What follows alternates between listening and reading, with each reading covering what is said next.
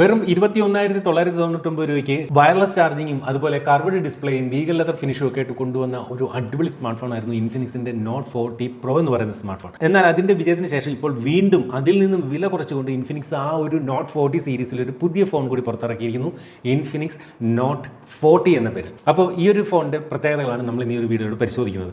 ഓർക്കുക, ഈ ഒരു സ്മാർട്ട് ഫോണിനും ഈ പറഞ്ഞതുപോലെ വയർലെസ് ചാർജിങ് സപ്പോർട്ട് കൊടുത്തിട്ടുണ്ട് എന്നുള്ളതാണ് ഇതിന്റെ ഏറ്റവും വലിയൊരു ഹൈലൈറ്റ്. ഈ പ്രൈസ് പോയിന്റിൽ വയർലെസ് ചാർജിങ് സപ്പോർട്ട് നൽകുന്ന വേറൊരു ഫോൺ ഇല്ലെന്ന് വേണമെങ്കിൽ പറയേണ്ടി വരും. ഇപ്പോൾ ഉദാഹരണത്തിന് ഇതേ എൻ്റെ ഒരു വയർലെസ് ചാർജറാണ് എൻ്റെ കയ്യിൽ ഇവിടെ ഇരിക്കുന്നത്. നമ്മൾ ഇത്തരത്തിൽ ഫോൺ വയർലെസ് ചാർജറിലേക്ക് എടുത്ത് വെച്ച് കഴിഞ്ഞാൽ കണ്ടില്ലേ, ഇവിടെ ചാർജ് ചെയ്യുന്നതായിട്ട് കാണാം. മാത്രമല്ല ഈ ഒരു ഫോണിനകത്ത് നമുക്ക് മാഗ്നറ്റിക് ചാർജിങ് കപ്പാസിറ്റി, അഥവാ ഐഫോണിലൊക്കെ നമ്മൾ മാഗ് സേഫ് എന്ന് പറയുന്ന രീതിയും നമുക്ക് ഉപയോഗിക്കാൻ സാധിക്കും. ഫോണിന്റെ ബാക്കിൽ മാഗ്നറ്റിക് കോയിലില്ല, പകരം ഈ ഒരു ഫോണിനോടൊപ്പം തന്നിരിക്കുന്ന ഇത്തരത്തിലുള്ള ഇതിൻ്റെ ഒരു കേസിനകത്ത് കണ്ടില്ലേ ഈ ഒരു മാഗ്നറ്റിക് കോയിൽ നൽകിയിട്ടുണ്ട്.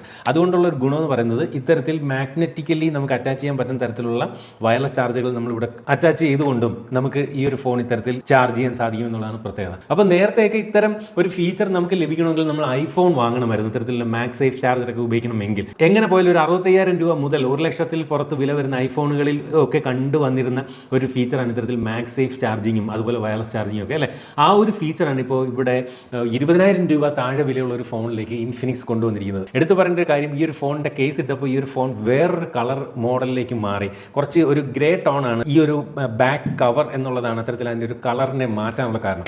അപ്പോൾ കവർ ഇല്ലെങ്കിൽ ഈ ഒരു സ്മാർട്ട് ഫോൺ ഇതേ കണ്ടില്ല ഇത്തരത്തിൽ ഒരു അടിപൊളി ലുക്കിലാണ് ഈ ഒരു ഫോൺ വരുന്നത്. നേരത്തെ ഉണ്ടായിരുന്ന ഇൻഫിനിക്സിന്റെ നോട്ട് 40 പ്രോയിൽ കാർബഡ് ഡിസ്പ്ലേ ആയിരുന്നെങ്കിൽ ഇവിടെ ഫ്ലാറ്റ് ഡിസ്പ്ലേ ആക്കിയിട്ടുണ്ട്. അങ്ങനെ ചെറിയ ചെറിയ കുറവുകൾ വരുത്തിക്കൊണ്ടാണ് ഇതിന്റെ പ്രൈസ് വീണ്ടും അവർ കുറച്ച് നോട്ട് 40യിൽ എത്തിച്ചിരിക്കുന്നത്. അപ്പോൾ ഇതിന്റെ ബാക്കിലേക്ക് നോക്കി കഴിഞ്ഞാൽ ഇവിടെ ആയിട്ടൊരു ഹാലോ ലൈറ്റിംഗ് നമുക്ക് കാണാൻ സാധിക്കും. നമ്മൾ നത്തിങ് ഫോണിലൊക്കെ കണ്ടതിനും അപ്പുറത്തേക്കുള്ള, അതായത് നത്തിങ് ഫോണിലൊക്കെ ഒരു സിംഗിൾ മോണോക്രോമിക് കളറായിരുന്നു കാണുന്നതെങ്കിൽ ഇവിടെ മൾട്ടി LED ലൈറ്റ് കളർ നമുക്ക് ഇവിടെ ഇങ്ങനെ കാണാൻ സാധിക്കും. അത് ഇൻഫിനിക്സിന്റെ നോട്ട് 40 പ്രോയിലും അവർ കൊണ്ടുവന്നതാണ്. അതേ കളർ ഹാലോ ലൈറ്റിംഗ് സിസ്റ്റം ഇവിടെയും കൊടുത്തിട്ടുണ്ട്. ഇവിടെ ഇൻഫിനിക്സ് 5G എന്ന് എഴുതിയിട്ടുണ്ട്.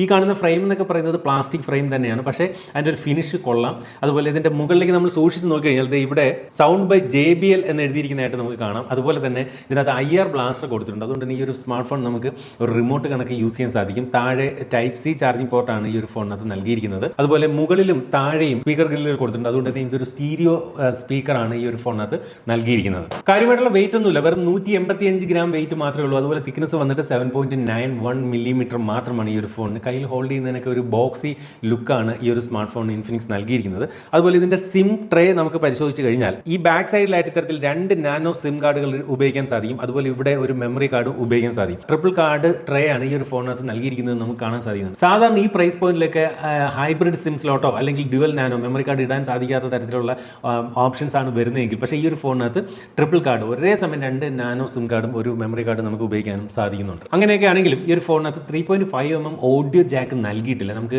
ഹെഡ്സെറ്റ് കണക്ട് ചെയ്യാൻ വയർഡ് ഹെഡ്സെറ്റ് കണക്ട് ചെയ്യാൻ സാധിക്കില്ല. അല്ലെങ്കിൽ USB Type C ഹെഡ്സെറ്റ് വാങ്ങിയാൽ വയർഡ് ആയിട്ട് നമുക്ക് ഇതിനകത്ത് ഹെഡ്സെറ്റ് കണക്ട് ചെയ്യാൻ സാധിക്കും. മൊത്തത്തിൽ ഫോണിന്റെ ഒരു ബിൽഡ് ക്വാളിറ്റിയിലൊന്നും നമുക്ക് കുറ്റങ്ങളൊന്നും പറയാനില്ല. നല്ല ഒരു ബിൽഡ് ക്വാളിറ്റിയൊക്കെയാണ് ഈ ഒരു സ്മാർട്ട് ഫോണിനകത്ത് നൽകിയിരിക്കുന്നത്. ഡിസ്പ്ലേയിലേക്ക് വന്നു കഴിഞ്ഞാൽ 6.78 ഇഞ്ചിന്റെ AMO LED ഡിസ്പ്ലേ, അതും 120 ഹെർട്സിന്റെ റിഫ്രഷ് റേറ്റുമായിട്ടാണ് ഈ ഒരു സ്മാർട്ട് ഫോണിനകത്ത് ഡിസ്പ്ലേ നൽകിയിരിക്കുന്നത്. ഓക്കെ, കുഴപ്പമില്ല എന്നേ പറയാൻ പറ്റും. ഒരു വാവ് ഡിസ്പ്ലേ എന്നൊന്നും ഞാൻ ഇതിനകത്ത് പറയുന്നില്ല. AMO LED ഡിസ്പ്ലേ ഒക്കെ വരുന്ന പല ഫോണുകളുണ്ട്. ഇതിനകത്തും അതിനോടൊക്കെ ക്വാളിറ്റി അടുത്ത് നിൽക്കുന്നു എന്ന് മാത്രം പറയാൻ പറ്റുന്ന തരത്തിലുള്ള ഒരു ക്വാളിറ്റി, തരക്കേട് കുറ്റമൊന്നും പറയാൻ പറ്റാത്ത തരത്തിലുള്ള ഒരു ഡിസ്പ്ലേ ആണ് നൽകിയിരിക്കുന്നത്. അതുപോലെ ഫോണിന്റെ ഡിസ്പ്ലേക്ക് ചുറ്റുമുള്ള ഈ ബെസലുകളൊക്കെ ആവറേജ് സൈസാണ്, ഒരുപാട് തിന്നൊന്നുമല്ല, ആവറേജ് സൈസാണ് ഇതിനകത്ത് ഡിസ്പ്ലേ ബെസൽസ്.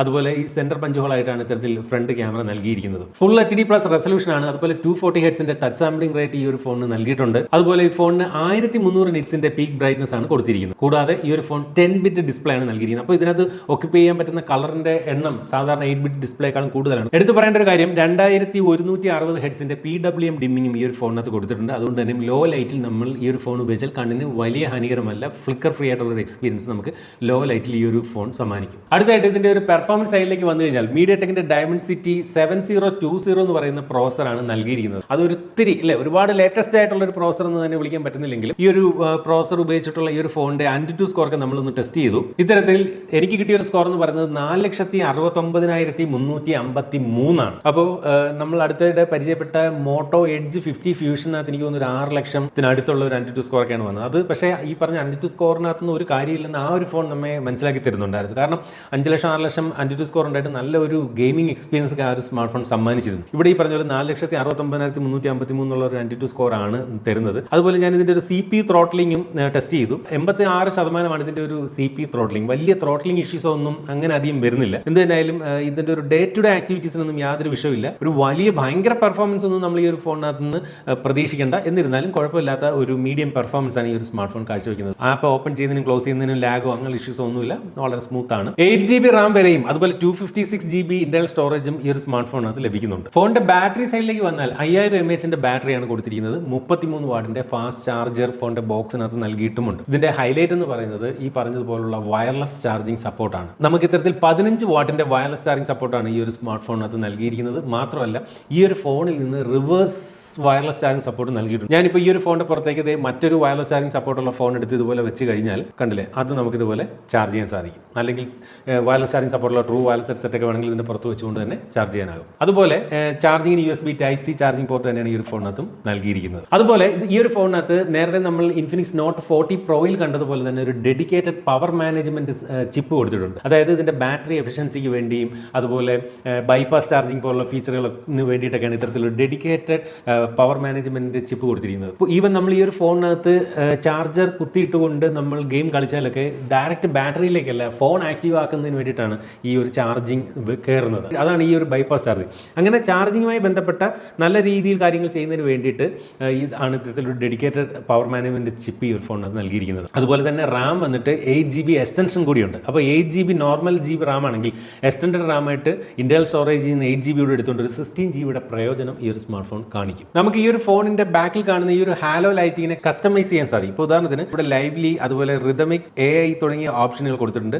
അതനുസരിച്ചുകൊണ്ട് നമുക്ക് ഇതുപോലെ കളർ വരെ ചേഞ്ച് ചെയ്യാം. ഇപ്പോൾ യെല്ലോ കളർ മാത്രം മതി, അല്ലെങ്കിൽ ഗ്രീൻ കളറിൽ മാത്രം മതി, അല്ലെങ്കിൽ മൾട്ടി കളർ വേണം. ഇങ്ങനെ പല രീതിയിൽ നമുക്ക് അതിന്റെ കളർ വരെ നമുക്ക് ഇവിടെ ചേഞ്ച് ചെയ്ത് നമുക്ക് കാണാൻ സാധിക്കും. മാത്രമല്ല ഇത് എപ്പോഴൊക്കെയാണ് ഈ ഒരു കളർ കാണേണ്ടതെന്ന് നമുക്ക് ഇവിടെ തീരുമാനിക്കാൻ പറ്റും. അതായത് നമ്മുടെ ഫോണിലേക്ക് ആരെങ്കിലും വിളിക്കുമ്പോഴോ അതുപോലെ മറ്റേതെങ്കിലും നോട്ടിഫിക്കേഷൻ വരുമ്പോഴോ ചാർജ് ചെയ്യുമ്പോഴും അതുപോലെ ഗെയിം കളിക്കുമ്പോഴും മ്യൂസിക് പ്ലേ ചെയ്യുമ്പോഴും ഒക്കെയാണ് അതിന് അനുസരിച്ചുകൊണ്ട് ഈ ഒരു ഹാലോ ലൈറ്റിംഗ് ഈ ഒരു സ്മാർട്ട് ഫോണിനകത്ത് തെളിയുക. ക്യാമറയിലേക്ക് വന്നാൽ ഫോണിന്റെ ബാക്കിൽ പ്രൈമറി ക്യാമറയായിട്ട് 108 മെഗാപിക്സലിന്റെ ക്യാമറയാണ് കൊടുത്തിരിക്കുന്നത്. പക്ഷേ പരിതാപകരമായിട്ടുള്ളൊരു കാര്യം ഈ ഒരു സ്മാർട്ട് ഫോണിനകത്ത് വൈഡ് ആംഗിൾ ക്യാമറ കൊടുത്തിട്ടില്ല. നേരത്തെ വന്നിരുന്ന ഇൻഫിനിക്സിന്റെ Note 40 Proയിൽ പോലും ഇത്തരത്തിൽ വൈഡ് ആംഗിൾ ക്യാമറ കൊടുത്തിട്ടില്ല. പിന്നെ ഒരു സെൻസർ, ഒരു ഡെപ്ത് സെൻസറോ മറ്റോ ആണ് ഇതിനകത്ത് കൊടുത്തിരിക്കുന്നത് പേരിന് വേണ്ടി. എന്നാൽ സെൽഫി എടുക്കുന്നതിന് വേണ്ടി 32 മെഗാപിക്സലിന്റെ സെൽഫി സെൻസറാണ് ഇപ്പോൾ കൊടുത്തിരിക്കുന്നത്.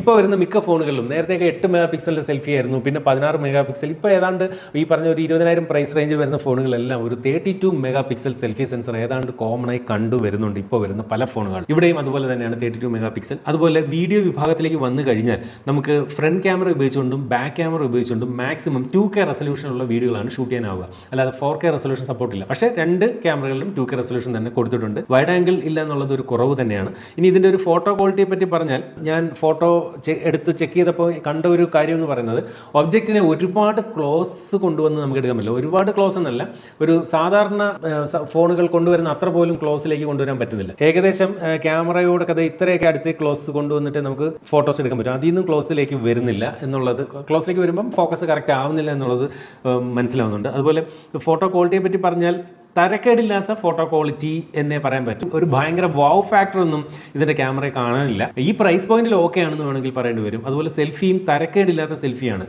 ദോഷം പറയാനില്ലാത്ത സെൽഫി ഫോട്ടോകളാണ് ഈ ഒരു ഫോൺ നൽകുന്നത്. അതുപോലെ വീഡിയോയും ഈ പറഞ്ഞ ഒരു മീഡിയം പെർഫോമൻസ് ആണ് മൊത്തത്തിൽ ക്യാമറ നൽകുന്നത്. നമുക്ക് ഇതിന്റെ പ്രൈസ് പോയിന്റിൽ നമുക്ക് ഇതിന്റെ ക്യാമറയെ കുറ്റം പറയാനാവില്ല എന്നേ ഉള്ളൂ. സോഫ്റ്റ്വെയർ സൈഡിന് ഒരു ബിഗ് സല്യൂട്ട് നമുക്ക് ഇൻഫിനിക്സിന് നൽകണം. പണ്ട് നമ്മൾ ഏറ്റവും കൂടുതൽ ഇൻഫിനിക്സ് ഫോണുകളിൽ കുറ്റം പറയുന്ന ഭാഗം എന്ന് പറഞ്ഞാൽ അതിന്റെ സോഫ്റ്റ്വെയർ സൈഡാണ്. ഇന്ന് കാര്യങ്ങളെല്ലാം മാറി മറിഞ്ഞിരിക്കുകയാണ്. നമുക്ക് ഈ ഒരു സ്മാർട്ട് ഫോണിനകത്ത് ഫേസ്ബുക്ക് മാത്രമേ ഉള്ളൂ ബ്ലോട്ട്വെയർ ആയിട്ട് ഇതിനകത്ത് ഇൻസ്റ്റാൾ ആയി വരുന്നത്. പണ്ട് വന്നിരുന്ന ടക്ക് അങ്ങനെയുള്ള ചവർ ആപ്പ് ഒന്നും ഇതിനകത്തില്ല. ഇൻഫിനിക്സ് ഇപ്പോൾ ക്ലീൻ ആണ്. ഏതാണ്ട് സ്റ്റോക്ക് ആൻഡ്രോയിഡ് ലൈക്ക് എന്ന് വേണമെങ്കിൽ പറയേണ്ടി വരും. ഇൻഫിനിക്സിൻ്റെതായിട്ടുള്ള കുറച്ച് ആപ്പും അതുപോലെ തന്നെ ഗൂഗിളിൻ്റെതായിട്ടുള്ള കുറച്ച് ആപ്പും മാത്രമേ ഇപ്പോൾ, ബാക്കിയൊക്കെ നമ്മളിവിടെ ഇൻസ്റ്റാൾ ചെയ്തതാണ്. ഈ ഫേസ്ബുക്ക് മാത്രമേ ഇതിനകത്ത് അല്ലാതെ കാണുന്നുള്ളൂ. അതൊരു വലിയ കാര്യം തന്നെയാണ്. നേരത്തെ ഒരുപാട് കുറ്റം പറയേണ്ടി വന്ന ഭാഗം തന്നെ ഏറ്റവും ടോപ്പിലേക്ക് ഇൻഫിനിക്സ് കൊണ്ടുവരുന്നു എന്നുള്ളതാണ് ഏറ്റവും വലിയ ഹൈലൈറ്റ്. ഈ ഒരു ഫോണിനകത്ത് ഇത്തരത്തിൽ ആൻഡ്രോയിഡിന്റെ ലേറ്റസ്റ്റ് ആൻഡ്രോയിഡ് 14 ആണ് നൽകിയിരിക്കുന്നത്. അതുപോലെ ഇൻഫിനിക്സിന്റെ സ്വന്തം യൂസർ ഇന്റർഫേസ് ആയിട്ടുള്ള XOS 14 നൽകിയിരിക്കുന്നു. നമുക്ക് 2 മേജർ ആൻഡ്രോയിഡ് അപ്ഡേറ്റ് ആണ് ഇൻഫിനിക്സ് പറയുന്നത്. അതായത് ആൻഡ്രോയിഡ് 16 വരെ ലഭിക്കും.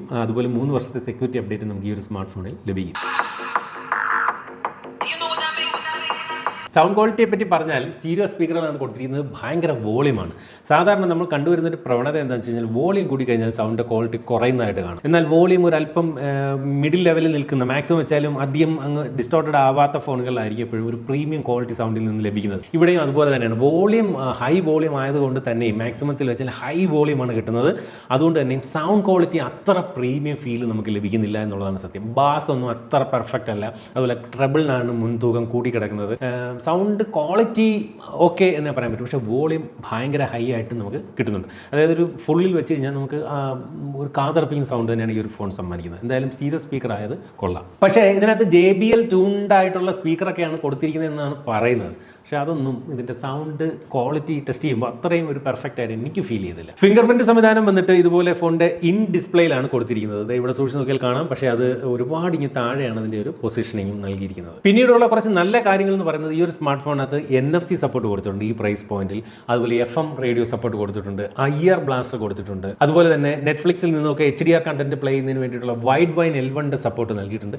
ആ കാര്യങ്ങളെല്ലാം ഈ ഒരു സ്മാർട്ട് ഫോണിനെ സംബന്ധിച്ച് നല്ലതാണ്. ടൈറ്റൻ ഗോൾഡ്, ഒബ്സിഡിയൻ ബ്ലാക്ക് എന്നീ രണ്ട് നിറങ്ങളാണ് ഈ ഒരു സ്മാർട്ട് ഫോൺ വരുന്നത്. നമ്മളിവിടെ പരിശോധിക്കുന്നത് ടൈറ്റൻ ഗോൾഡ് എന്ന് പറയുന്ന കളർ വേരിയന്റ് ആണ്. അടുത്തായിട്ട് ഈ ഒരു ഫോണിന്റെ പ്രൈസിംഗ് ആണ്. ഈ ഒരു ഫോണിന്റെ ബേസ് വേരിയന്റ് വില സ്റ്റാർട്ട് ചെയ്യുന്നത് 19,999 രൂപയ്ക്കാണ്. അതായത് ഇൻഫിനിക്സ് നേരത്തെ പുറത്തിറക്കിയ ഇൻഫിനിക്സ് നോട്ട് 40 Pro എന്ന് പറയുന്ന സ്മാർട്ട് ഫോണിനേക്കാളും 2000 രൂപ കുറവാണ്.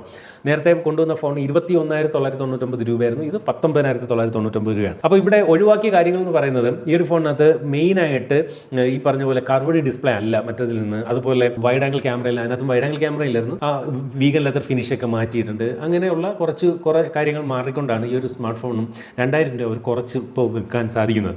എന്നിരുന്നാലും ആ ഒരു വയർലെസ് ചാർജിങ്ങിൻ്റെ എല്ലാ സംഭവങ്ങളും ഈ ഒരു ഫോണിനകത്തും ഇൻഫിനിക്സ് നിർത്തിയിട്ടുണ്ട്.